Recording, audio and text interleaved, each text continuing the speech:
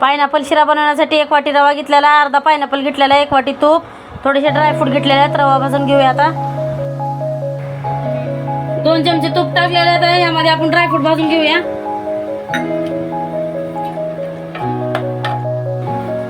आता त्याच लंगडीमध्ये अर्धी वाटी तूप टाकलेलं आहे. रवा भाजून घेऊया आपण लालसर असा.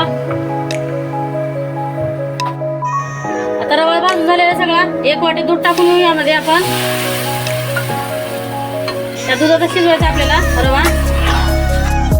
1 वाटी साखर घेतलेली आहे. ज्या वाटी रवा घेतला त्याच वाटीनं पायनॅपल कट करून घेतलेला आहे. आता साखर आणि पायनॅपल कॅरमलाइज करून घेऊ 1-5 मिनिटं पाण्यामध्ये. आता हे 3 वाट्या पाणी घेतलेलं आहे. तर ज्या वाटीनं दूध घेतलं त्याच वाटीने 3 वाट्या पाणी घेतलेलं आहे. थोडं तूप टाकून घेऊ यामध्ये. पायनॅपल टाकून घेऊया कटिंग केलेलं. 1 वाटी साखर टाकून घेऊ यामध्ये. 5 मिनिटं आपण याला उकळून घेऊया.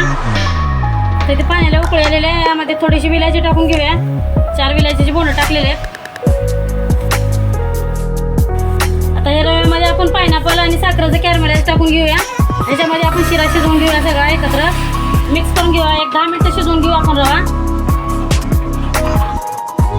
10 मिनिटं झालेलं आहे. रव्याने पाणी सगळं ऑब्झर्व करून घेतलेलं आहे. यामध्ये तूप टाकून घेऊया 1 चमचा. थोडंसं पायनॅपल कटिंग करून घेतलेलं हे टाकून घेऊया. तळून घेतलेले ड्रायफ्रूट टाकून घेऊया वरतून आणि झाकण लावून 1-5 मिनिटं ठेवूया. आपण मिक्स करून घेऊया आता.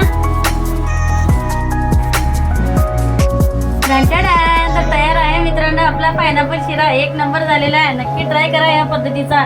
1च नंबर झालेला आहे पायनॅपल शिरा.